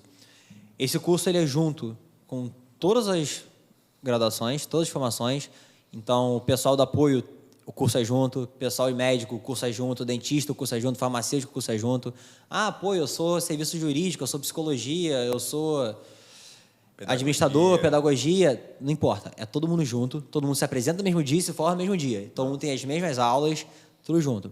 Parte do curso, lá para frente, realmente eles separam por quadro e tem especificidade, né? Engenheiro vai ter aula de engenharia, médico vai ter aula de medicina, pedagogo vai ter pedagogia e assim por diante. Mas isso é só lá no final. Você vai ficar 4 meses, de janeiro a maio. Uma coisa muito boa desse curso é que lá eles têm infraestrutura para te receber, então você não precisa alugar apartamento na cidade, você não precisa ver Airbnb, não. Lá tem o alojamento dos alunos, você pode ficar dentro do CA, o alojamento é... Inclusive, parte do curso você é obrigado, né? Tem o período de quarentena. Quanto tempo é? O tempo varia de turma para turma, né? Hoje, eu, por destino, eu acabei ficando na unidade da cidade, então eu conheço os organizadores do curso e tudo mais. Eu conversando com eles, eles falam que o tempo varia de acordo com a turma. O que já fica estabelecido em edital é que o curso, esse período de quarentena tem uma duração mínima de 15 dias e máxima de 30. Então, vai ficar nesse intervalo de tempo. Meu curso foram de 17 dias, porque eles sentiram que a turma não estava pronta para vestir uma farda ainda, então prolongaram por mais 2 dias. Isso vai de turma para turma, e aí vai depender de como que a turma está reagindo. Mas está dentro da média, né? Do esperado, porque na Marinha são 3 semanas, 21 dias, e no Exército são 2 semanas. Então, ficou embalo ali. É. E lá tem os alojamentos, e alojamento lá é muito bom, assim, a infraestrutura é bem boa. Cada quarto tem 4 camas de solteiro, cada cama tem sua mesa de cabeceiro, cada quarto tem 4 armários, um para cada cama, né? Nenhuma beliche? Não tem beliche, é tudo cama de solteiro. Não tem beliche, eu também fiquei impressionado com isso. Eu acho que hoje cada quarto tem um frigobar também, no meu curso não tinha. Mas como eu tô lá ainda, eu vi que teve uma compra nova de frigobar lá na unidade. E eu vi que estavam repondo. E como não chegou para você, falou, então tá indo para os alunos, só pode. Eu acho que cada quarto agora tem seu frigobar também. E cada quarto tem um banheiro com 2 chuveiros e 2 privados e 2 pias. Pô, Então, assim, Caraca, e é um com hotel. com faltou só uma ar-condicionado. jacuzzi só. Com ar-condicionado. É claro que lá tem os picos de luz, de vez em quando tem problemas de água, mas qualquer infraestrutura vai ter isso também, O né? engenheiro eletricista tem que fazer alguma coisa. Pois é, né, cara? O que eu não recomendo lá é usar o elevador. Porque eu mesmo fiquei preso dentro do elevador, fiquei 2 horas preso dentro do elevador. Então, eles não aconselham usar o elevador, eles falam isso. Eu também não, por experiência própria. Mas tá lá para quem precisar. Então, assim, tem alojamento para todo mundo. Inclusive, você, né, como a gente é obrigado a ficar lá na quarentena, você já vai ser designado um alojamento com os seus campanhas de quarto, né, que a gente chama de canga. E no meu curso, apesar de serem 4 camas por quarto, eram só 3 por quarto. Então, ficou até mais espaçoso, de uma cama extra ali, assim. Não que a gente pudesse usar, porque a cama tem um padrão de dobrar a cama, o lençol tem que ficar dobrado do jeito certinho, a fronha também. E se ficar amassado, quando se tiver alguma fiscalização, você paga o preço por aquela bagunça, digamos assim. Curso de formação militar, né? E aí todo dia tinha vistoria de quarto e os quartos bagunçados, aí vinha o inspetor. Quarto 128, camas ejetadas. Camas ejetadas? No primeiro dia ninguém entendeu nada, né? Pô, cama ejetada? O que esse cara tá falando, né? Aí a gente chega pro quarto, estão todas as nossas camas viradas de cabeça para baixo. Porque a gente não fez o lençol do jeito certo, eles ejetaram a cama, como se fosse uma seta ejetável de uma aeronave. Caramba. Isso é padrão para todo mundo. Ali assim, ó, quarto, 315. Deixou material fora do armário. A gente não pode deixar nenhuma coisa fora do armário. Camas ejetadas. Aí tá lá, aí chega assim. Aí no final, e o problema é que é o seguinte, né? Isso acontece, a gente tá formado, né? A gente tá em tropa e o inspetor vindo. Esse é um momento engraçado, né? Quando ele vai falando de camas ejetadas, e você tá lá parado em forma, né? Posição de descansar, tudo serião, né? Aquela mobilidade em formatura, aquela coisa toda. Aí vem o inspetor, camas ejetadas, você começa a rir. Aí você trava a rir. Eu não posso rir, eu não posso rir, eu não posso rir. Alguém ri? Qual é o seu quarto? Camas ejetadas. Aí você fica... É muito engraçado pra caramba. Aí depois você chega no quarto, tá tudo bagunçado. Assim, cacete, tem que fazer tudo de novo. Sai risada, caiu o cara, sai o cara. Não. Aí nós temos alojamentos lá, então não tem que alugar nada na cidade. O alojamento dá conta do recado, assim, muito tranquilo. É claro que algumas pessoas já levam família pra lá e tudo mais, aí realmente... Tem que alugar. Você não vai morar com seu cônjuge no alojamento, aí aluga. Mas não há necessidade disso. Ali tem uma boa infraestrutura. Começo do curso é o período de quarentena, como dos outros forças também. Varia, né, de 15 a 17 dias. É um período bem intenso mesmo. Ali tinham militares que eram... Eu, na era da Marinha, fui para lá. Tinham outros da Marinha, tinha militar do Exército também, que também foi para lá. E o comentário geral foi que, em termos de privação de sono, o da aeronáutica foi o pior. Foi o que mais privou o sono da gente. A gente formava em torno de 5h15 da manhã e a gente é liberado umas 10h30 da noite, por aí. E a gente é liberado às 10h30 da noite com o dever de casa, que na maioria dos dias era fazer cópia de canção. Então a gente estava lá e tinha que chegar e tinha um padrãozinho certo, com a formatação, o espaçamento correto, as margenzinhas, e fazer cópia de canção. Qual canção? Expedicionário. Pô, 8 estrofes aquela canção, grande pra caramba. Aí você perdia lá 1h, 1h30 fazendo canção, fazendo a barba, arrumando a cama, arrumando a farda pro dia seguinte. E aí você dormir, você conseguia dormir 3h30 por dia, 4, assim, no máximo. Isso só nesse período de quarentena? Isso só na quarentena. E a quarentena vai aquele de 15 a 30 dias. E você começa às 5h15 da manhã até 10 horas da noite, intenso o período. Que é... Lá eles falam que aluno não anda, aluno voa. Então, você vai do alojamento para o rancho, para o refeitório, você vai correndo. Você vai do refeitório para a sala de aula, você vai correndo. Você quer ir no banheiro, você vai correndo. Qualquer deslocamento é correndo. Você nunca andando, é você, sua mochilazinha de água, tem que estar sempre cheia. Formatura, fica em pé, aprende com movimentos, fez errado, paga flexão, não está de acordo, paga flexão. Atividade física, fez errado, paga flexão, atividade física. É bem intenso lá, bem intenso mesmo. Esse período ali. Esse período só. Depois relaxa. Depois você passa a ter um horário mais decente. Sua aula começa às 7 horas da manhã e termina às 5h30 da tarde. Então você pode ter uma vida, você pode ser liberado, você pode sair, comer fora na cidade, pode ir no mercado. Então você não fica restrito à comida de rancho e a essa rotina maluca. E como que é, tipo assim, pra sair lá assim? Você tá fora do horário. Você tem aula de 7h30 a 5, por exemplo, 5h30. Aham, 5h30. Fora desse horário aí, você pode sair, entrar na hora que você quiser ou não? Não, você só pode sair tal horário e entrar tal horário. Acabou esse horário, é como se tivesse acabado o seu expediente. Você tem dever de casa? Tudo bem. Se você quer fazer dever de casa às 5h30 ou meia-noite, você que escolhe. Você quer... não quero comer hoje aqui. Você pode pegar o carro, pegar a bicicleta, pegar um Uber, sair andando. Não tem horário máximo de saída, nem horário máximo de entrada. A limitação que tem é, a partir de 10 horas da noite não entra nem Uber e nem entregador. Então, assim, 10 horas da noite não entra nada disso.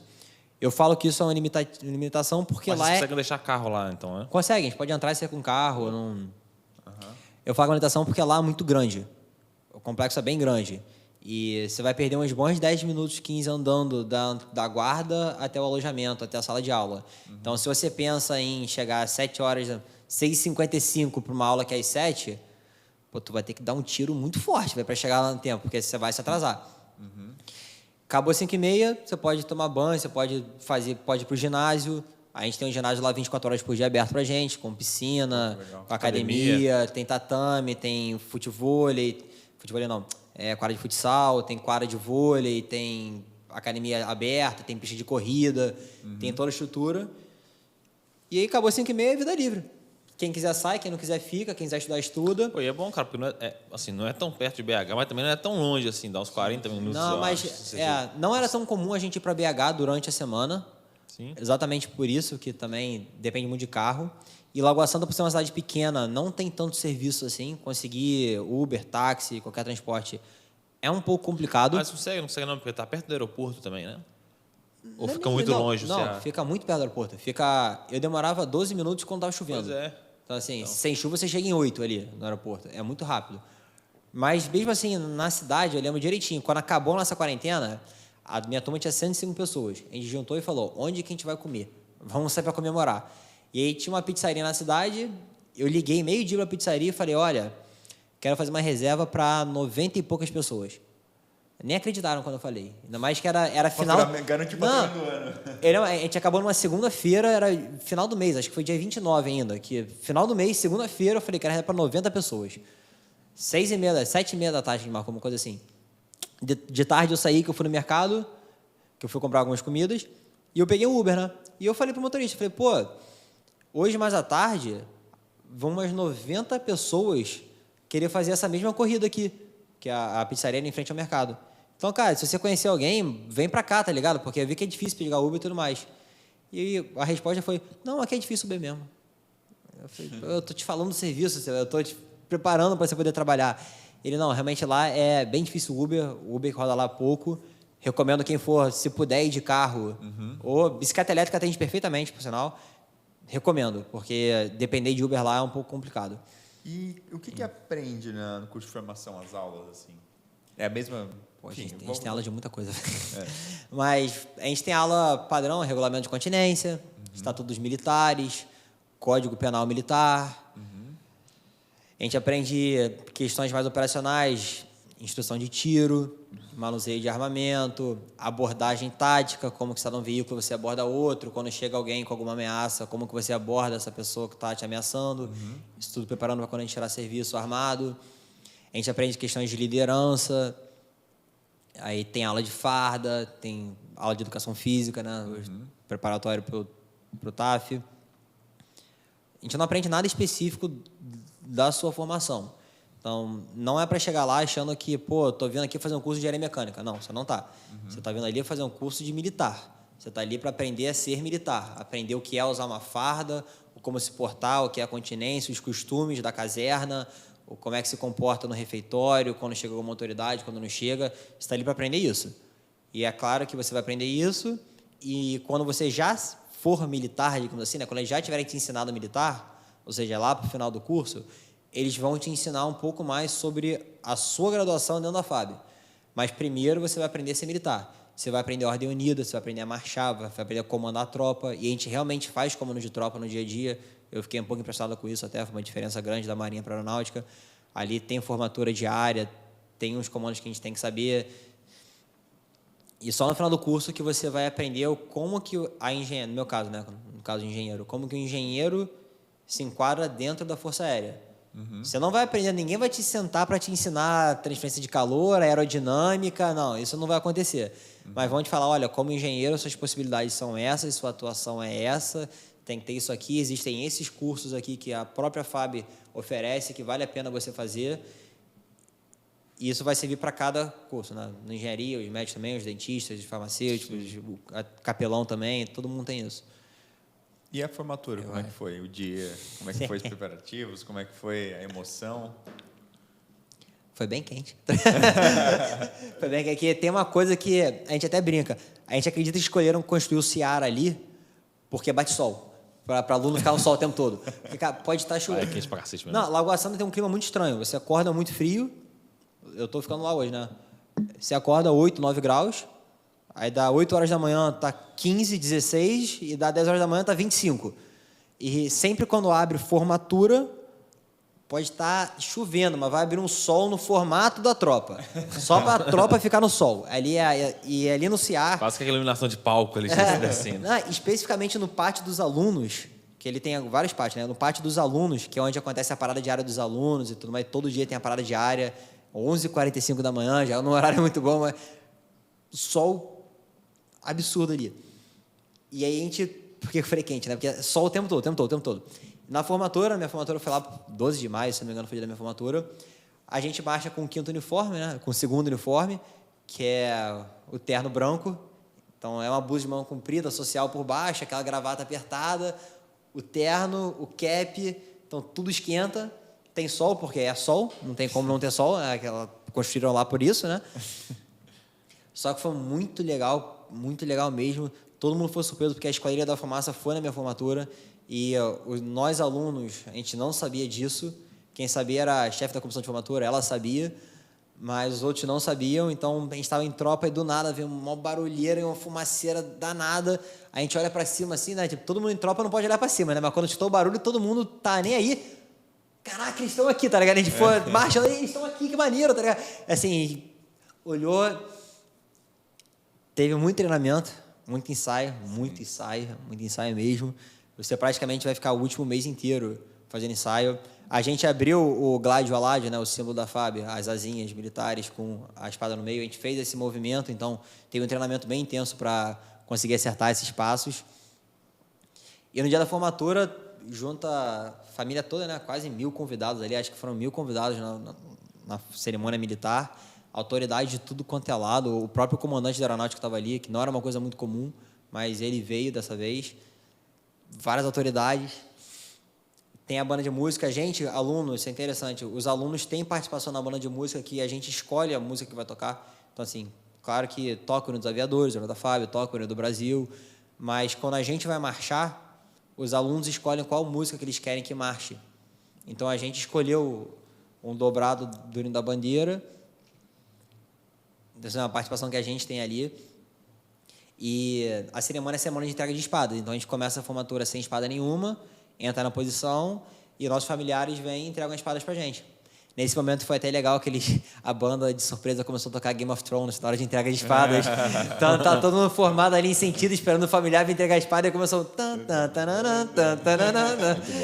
Cara, que maneiro.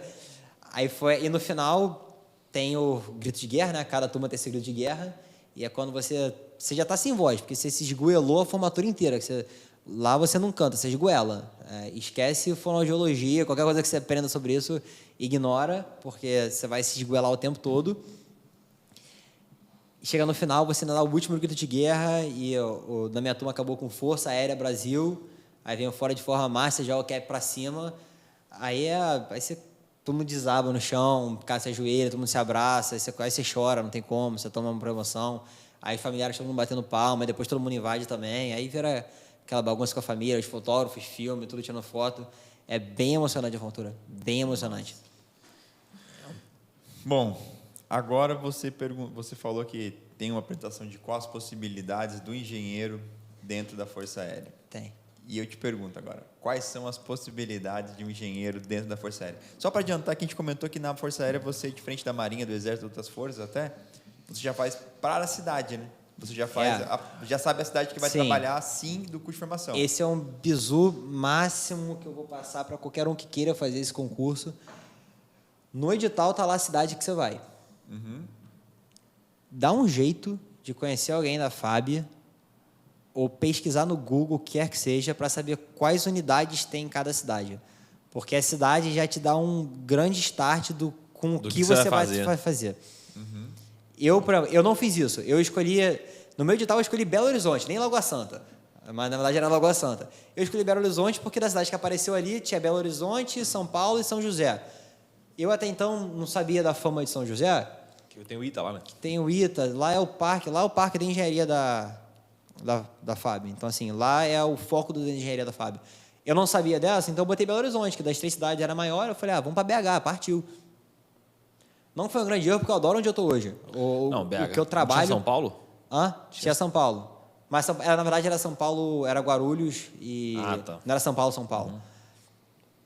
Aí, Já ia falar bem de BH. Não, é porque ele falou assim, porque das 3 BH era maior, eu falei, porque BH é grande, mas São Paulo é 5 BH. Tava lá São Paulo / Guarulhos. E é mais para Guarulhos ali. E no final acabou não sendo Guarulhos, era São Paulo mesmo. Assim, tem umas coisas que você só descobre lá dentro, né? Ou se você pesquisar antes, que foi uma coisa que eu não fiz. Então, Bizu tem a cidade... O que ele estudou na redação... Tá no edital a cidade... Vai lá e é muito difícil você trocar a sua cidade. Então, eu passei em primeiro colocado. Eu fui para a cidade que eu botei como primeira opção. Eu não tive opção de trocar de cidade. Mesmo sendo primeiro colocado. Eles não dão essa abertura. Na engenharia civil, o primeiro candidato quis trocar de cidade com o segundo candidato. Ou seja, era uma troca do primeiro com o segundo, não ia atrapalhar a escolha do terceiro para baixo. Eles não permitiram. Não deixaram. Então, assim, quando for escolher na inscrição... Leve a sério essa parte da escolha, porque isso vai mudar a sua vida, né? Porque é o concurso, né? Primeiro bizu é esse, escolher e descobrir o que tem em cada cidade. Descobrindo, você vai saber mais ou menos no que você atua. Eu vou dar um exemplo. Em Lagoa Santa, se você é engenheiro e vai para Lagoa Santa, você vai parar no Parque de Material Aeronáutico de Lagoa Santa, que é uma grande oficina de aeronaves. Então, você vai trabalhar diretamente com o setor operacional. Não o setor operacional, mas você vai trabalhar diretamente com as aeronaves. Manutenção? Assim, manutenção de aeronave, setor logístico, compra de material, manutenção de contratos, tudo voltado para a aeronave. Boa. Se você for para uma cidade que por exemplo, São Paulo. São Paulo tem uma grande parte de projetos ali. Então, talvez você não trabalhe diretamente com a aeronave, talvez você trabalhe com a parte de projetos. Então, pessoal, engenharia elétrica, eletrônica... Tem uma variedade grande. Você talvez não trabalhe com aeronave, talvez você trabalhe com radar, com satélite. Então, primeira dica, lançou a cidade, vê as unidades que tem, porque a unidade já vai te dar um certo norte. Você só vai descobrir mesmo lá dentro. Não tem como evitar. Mas São Paulo, quando for São Paulo e São Paulo capital, ou São Paulo São José? Não, tem São Paulo capital e tem São Paulo São José. São dois diferentes. Mas eles têm polos diferentes. Polos diferentes, são cidades diferentes. No edital vem a vaga São José e vem a vaga São Paulo. E a atuação é diferente, tá? Como tu falou, totalmente São José diferente. É engenharia, ITA, DCTA, essa questão toda. Totalmente. São José ainda tem um agravante que São José, se eu não me engano, tem uns 12 institutos de engenharia dentro de São José. Então, a sua atuação ali você tem uma grande chance de você virar pesquisador. Você é um engenheiro que vai estar desenvolvendo uma turbina hiperpropulsora, que vai tentar alcançar o 10 Mach. Você está numa unidade em que está fazendo tecnologia para daqui a 30 anos. Você pode estar numa unidade que está tentando desenvolver um sistema de armamento novo. Você pode estar numa unidade que você faz só uma modelagem sistêmica de aeronaves e de equipamentos que já existem. Mas você provavelmente em São José vai querer uma parte mais acadêmica, que é essa parte de pesquisa e modelagem computacional nesse âmbito. Até a gente fala que ali é o polo, porque é ali que é o desenvolvimento das tecnologias, ali que surge a tecnologia nova da FAB. O ITA fica ali, tem uma facilidade maior para mestrado, tem essas possibilidades ali. Não que eu não tenha outros lugares, também tem. Onde a gente tem lá, por exemplo, a gente está fazendo uma parceria do parque com a Universidade Federal de Ouro Preto. Isso vai possibilitar mestrado para a gente lá também. Então, para onde é que você vá, tem portas para abrir. Tem o IFI também lá que é bem... Tem o IFI, que é em São José também, que Bizu vai para aquela unidade, tem dinheiro lá. Lá, uma... Qual é a relação com a Federal de Ouro Preto? Não, então, em São José tem o ITA. Então, o pessoal que vai para São José tem muita facilidade de fazer mestrado, porque o ITA é logo ali.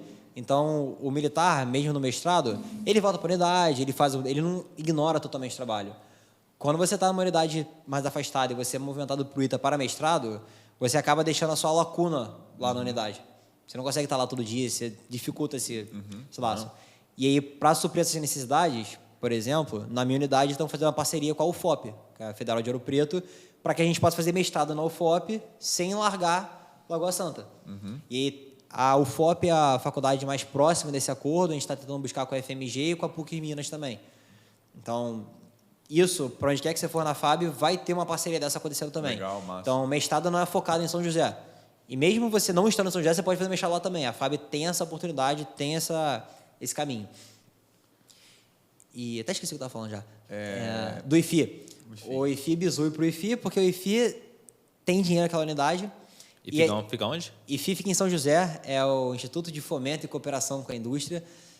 Uma coisa muito maneira do curso de formação é que nós, engenheiros, cada quadro tem a sua viagem. E os engenheiros, a gente faz uma viagem para São José, que é o polo de engenharia. Então, a gente passa uma semana em São José, visitando todos os institutos que tem ali, para a gente conhecer e ver a aplicação da engenharia na FAB. Não só saber, eu sei que tem o IPEV, o Instituto de Pesquisa e Ensaio em Voo. Tá, mas o que lá? Pô, lá tem um simulador maneiro. Pô, grande coisa. Mas não, a gente foi lá, viu e usou o simulador. Deixaram a gente brincar de pilotar ali um helicóptero. Todo mundo caiu. Todo mundo caiu. Tinha o simulador, a brincadeira era tentar fazer o que chama de revo, que é reabastecimento em voo. Eles têm que subir o helicóptero na altura certa para encaixar a mangueira para poder reabastecer a nave. Ninguém conseguiu. Mas ninguém conseguiu. Nossa Senhora. Difícil. Não, foi o primeiro helicóptero no loop que eu vi na minha vida, tá ligado? Mas assim, muito melhor tecnologia ali. E a gente roda São José. O pessoal do apoio vai para Brasília e lá conhece a psicologia, a pedagogia, tudo voltava para Brasília. O capelão vai para Brasília também. O pessoal da medicina acaba fazendo o HCamp, que é um hospital de campanha. Então, eles veem como é que é a medicina operacional. Eles montam uma tenda e fazem atendimentos para a população carente que tem no entorno de Lagoa Santa, questão humanitária. Fazem muito isso. E, em tese, todo mundo vai para Manaus. Manaus tem a base aérea de Manaus, que todo mundo vai para lá, todos os quadros vão para lá. Infelizmente, no meu curso, teve uma indisponibilidade de um avião muito grande, então tiveram que reduzir o contingente. Aí levaram o pessoal da saúde, porque o pessoal da saúde não tem uma viagem propriamente dita. Eles têm um camp, mas não é uma viagem, assim. Sim. Mas nós, engenheiros, a gente fez essa volta toda, a gente foi para lá, a gente conheceu, a gente visitou todos os institutos, todos não, porque tem muita coisa, a gente visitou muito instituto lá de São José para ver a engenharia aplicada da FAB. E lá no IFI, você chega lá, não, olha, o encarregado daqui não tá porque ele está na Suécia, mas não sei quem acabou de voltar de Hong Kong, entendeu? Ele tá podendo dar essa palestra aqui para vocês. E não, esse grupo aqui tá indo para Lisboa amanhã. Não, essa galera aqui tá indo para África daqui a pouco. O nego só viaja, mano.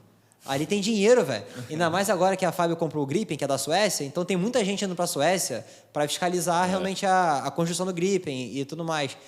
E o IFI é o Instituto de Certificação. É o nível de maturidade mais alto de um projeto, né? Então, a galera que vai lá para realmente dar o aval final é quem vai virar e falar, pode usar essa aeronave. Tem dinheiro em alto escalão, entendeu? E detalhe, o IFI, ele não é a boca rica da FAB. A boca rica da FAB é o Departamento de Controle de Espaço Aéreo, que é o DTCEA.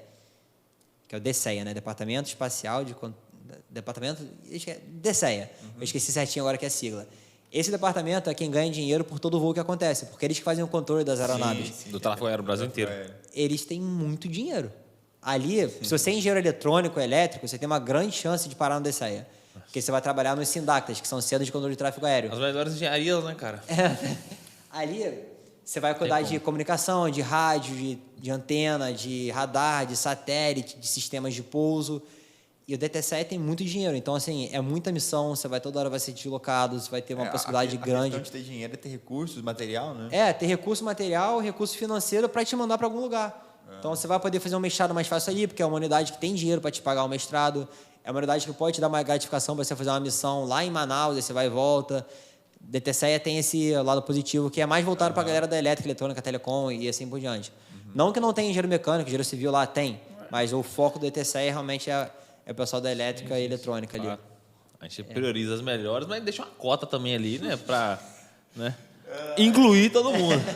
E, Dami, como é que é a carreira do engenheiro na aeronáutica? Assim, eu digo a carreira, até as patentes, até onde Vamos lá, engenheiro na aeronáutica vai até brigadeiro. A gente consegue chegar até oficial general. 3 estrelas? 3 estrelas, sim. A gente vai até o Major Brigadeiro, né? Que é o 3 estrelas. O Tenente Brigadeiro seria o 4 estrelas. Mas 4 estrelas só aviador que chega. Então, eu vim da escola... Infante não chega, não? Infante não chega nem a brigadeiro hoje em dia.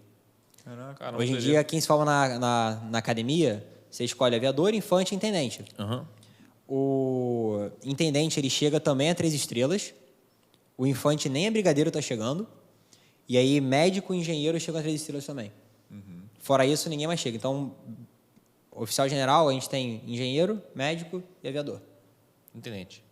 Intendente, isso. Tem esses 4. Fora esse, nenhum vai chegar. É claro que a gente sabe que para virar oficial general é uma dedicação maior, tem aquela trâmite todo, você já estourou o tempo que você pode ir para casa, então muita gente já vai direto. É uma questão política, mas não é uma questão política que envolve somente a política Sim. mas é a questão de... É com colegiado, é um contexto. É um pouco mais complicado. O que a força necessita naquele momento. Sim. Precisa de um engenheiro mecânico, porque vai ter um projeto tal que ele precisa comandar, um engenheiro eletricista, Mas então envolve várias questões aí. O comum engenheiro chega a coronel sem grande dificuldade, porque, mas eu tenho limitação de quadro. Para engenheiro não, falta muito engenheiro na FAB, falta muito. Engenheiro na FAB, engenheiro mecânico na FAB... engenheiro de carreira na FAB são 600, se eu não me engano. De carreira e tem os outros temporários. Os quadros de lotação da FAB estão, 500 a menos. Então, assim, tem 500 vagas de engenheiro aí para frente para poder lotar. Então, o engenheiro chega a coronel sem grandes problemas. Nossos intertícios hoje estão de 7 anos. A gente é da primeiro tenente. Então, hoje eu sou primeiro tenente. Aí, 7 anos vira capitão, 7 anos vira major, 6 anos tenente-coronel e 6 anos como coronel. Vai ficar 7, 7, 6, 6. Só que esse não é a única promoção que você tem. Ao longo dessa carreira, você faz cursos obrigatórios de carreira e cursos com mestrado e pós-graduações que também te dão adicionais. Então, você tem saltos salariais que não são necessariamente acompanhados com a promoção do posto. Então, tem um curso, por exemplo, a questão de pesquisar para onde você vai. Bizu também, que já fala, hein? Tem o curso que é o 6log, que é o curso de especialização em logística. Esse curso te dá um adicional de 43%. Ele é comparado com o pós-graduação. E ele você consegue fazer com 2 anos de oficial, se você estiver no lugar certo. Se você tiver algum parque de material aeronáutico, algum setor da logística, você com 2 anos faz esse curso, com 4 anos você tem esse adicional de 43, que você só conseguiria com 7, 8 anos de FAB. Então, tem uns bizus que você consegue aprender com o pessoal que está ali, que está conhecendo, que você sabe a unidade que consegue fornecer isso. O pessoal que está no DTCEA consegue fazer outros cursos parecidos com esse, porque o DTCEA também tem essa possibilidade. Então, para quem quer que vá, tem um curso desse. Eu falei desse especificamente porque é da área onde eu estou, então é um curso que eu almejo fazer. Mas o pessoal que está em outros setores tem os cursos parecidos que vão dar as mesmas coisas. E aí você consegue ter um aumento salarial sem necessariamente ser promovido. E consegue ainda assim. E te perguntar, o cara que, por exemplo, escolheu ir para o São José dos Campos, e aí no ano dele ele é lotado em algum OM lá específico, mas tem várias outras OMs que Sim. poderia eventualmente ser lotado. Ele consegue transferir com facilidade entre as OMs lá dentro? Existe o famoso R-Quero, né? É o regulamento do que a autoridade quer. Quando a gente escolhe cidade, não OM. E, digamos que tem 2 vagas para, por exemplo, no meu curso eram 2 vagas para São Paulo.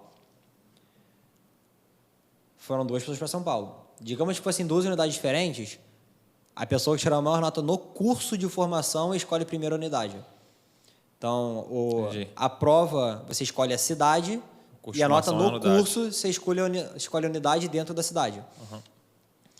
Mas digamos que, por exemplo, se eu for para São José, lá tem, ou aqui para o Rio, tem vários OMs diferentes. Eles escolhem para você a unidade. Eles que escolhem isso. Mas se essa unidade for amiga de uma outra unidade, os comandantes se conhecerem e tudo mais, e você ter interesse naquela outra unidade, eles podem conversar entre si. Se essas unidades ainda, por exemplo, ficarem dentro da mesma cadeia de comando... Mais fácil ainda. Mais fácil ainda. Então, você pega, por exemplo, vou dar o São José, que é tudo junto ali. Tem o IPEV, que é uma unidade, e tem o IFI. São 2 unidades que estão ali dentro, que são subordinadas ao mesmo grande comando, que é o DTCEA. Você foi mandado para o IPEV. Putz, eu queria ir para o IFI. Se os comandantes se acordarem, não tem o menor problema. O grande comando não perdeu o militar. Ele ganhou um engenheiro mecânico ainda. Não é tão comum, isso depende de você ser uma pessoa cara de pau e desenrolada de mandar e-mail, ligar para lá, conversar. Fazer seu esforço ali também, né? Exemplo, a gente faz a nossa visita em São José. Então, você vai para lá, você conheceu a unidade. Pô, a gente foi em abril. Em maio, a gente é transferido. É o mesmo comandante.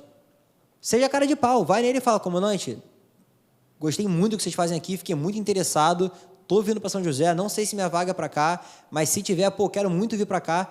Mostra interesse, seja cara de pau. Se apresenta e fala, se o senhor puder fazer alguma coisa, eu quero muito vir para cá.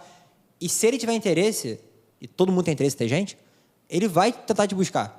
Ele vai ver para onde você vai e vai conversar. Então, aproveita essa viagem de São José e faz isso. No caso de São José é mais fácil porque a gente vai estar lá, né? Sim. Mas, pô, tô indo para o Rio, vou ser mandado para o Pama Galeão, que é o Parque Meteorológico de Galeão. Putz, não queria ir para lá, queria ir para o Grupo de Inspeção em Voo. Tá, liga para um, fala com o outro, seja cara de pau, manda mensagem para cá, manda e-mail para lá, vê se consegue coordenar, porque talvez os comandantes são amigos que estão na mesma turma, isso é muito comum acontecer. E tenta. É aquele negócio, né? Não você já tem. Busca humilhação. Entendeu? Então, busca assim. Não é tão comum, mas é possível. Isso não é uma porta fechada. O que é uma porta fechada é você tentar trocar de cidade. Isso aí nunca vi acontecendo. Cidade nunca consegui, mas OM dentro da cidade, a gente já viu que é possível. Na minha turma quase fizeram isso. A pessoa que conseguiu, mas na hora desistiu de trocar e tudo que ela fez, ela falou, não quero mais mudar não. Aí ficou naquela, foi designada mesmo. Mas existe essa possibilidade, sim. E uma vez que você é mandado para a unidade, cada localidade tem um tempo mínimo que você fica até ser de movimentação. Então, em alguns lugares você tem que ficar no mínimo 2 anos para de movimentação, alguns 5, alguns 8. E a cada 8 anos você entra no plano. A cada 8 anos, independente de onde você esteja, você entra no plano de movimentação. Não é uma garantia que você vai ser movimentado. Conheço gente que está há 20 anos lá onde eu estou agora, então assim, nunca foi movimentado, mas é uma oportunidade, se você quiser ser movimentado, tem alguns lugares na FAB que todo mundo quer ir, tem lugar que todo mundo quer sair. Então você consegue acertar. Ironicamente, o Rio de Janeiro é um lugar que todo mundo quer sair, ninguém quer ficar no Rio. Então, se você está em algum lugar e quer vir para o Rio, é muito fácil, porque todo mundo quer sair e ninguém quer ficar. Então, quando você entra para esse Planmóvel e coloca lá preferência Rio de Janeiro, é quase certo que você vai. Agora, se você bota no Planmóvel, preferência São José dos Campos, preferência Sergipe, preferência Lagoa Santa. Lagoa Santa é um ponto bem visado da aeronáutica. Não é tão garantido que você vá, porque é muita gente querendo ir, tem fila de espera e aí realmente depende. Legal, legal. Quer falar algo mais? Cara, é muito bom. Fala que é muito bom. Só agradecer. Só agradecer. Quer finalizar? Vamos finalizar. Amigo, muito obrigado, cara, por ter vindo no Zero Cast. Foi bem legal. Tem muita coisa, cara, que eu não tinha nem ideia, tá? Foi bom. Foi uns bizus assim. Eu sinto, tá, cara, assim... Desde redação até a carreira. É o que eu ia falar. A redação mudou minha vida, literalmente. Você mudou muito minha vida. Eu sinto que eu vou virar outro cara agora no quesito da redação, cara. Pô, já peguei o bizu, nunca mais vou tirar uma nota ruim na redação na minha vida. Só esqueminha. Copia o textinho lá, o título... gera discussões sobre... Eu vou te mandar minha redação, entendeu? Aí eu vou te mandar mais 4 redações passadas assim, pra você ver que de 2018 a 2022 não mudou nada. É a mesma coisa ali. A nota também segue lá, 98, 99, 10. Isso aí foi. Mas legal, cara. Obrigadão pela presença. Obrigado pela apresentação. Obrigado pelo convite, né? Galerinha, esse foi mais um Zero Cast. Até terça-feira que vem, meio-dia. Se você gostou desse podcast, compartilhe com amigos, se inscreve no nosso canal, ativa o sininho da notificação, segue a gente nas redes sociais aí, @concurseiro01_engenharia e também concurseiro01_oficial. Comenta aqui o que você gostou mais desse podcast. Pega o bizu aí da redação, pode te salvar aí um concurso. E da cidade também. E da cidade, esse bizu é forte. A cidade é forte. A cidade é forte. Galerinha, fica assim. Até o próximo Zero Cast. Valeu! Valeu!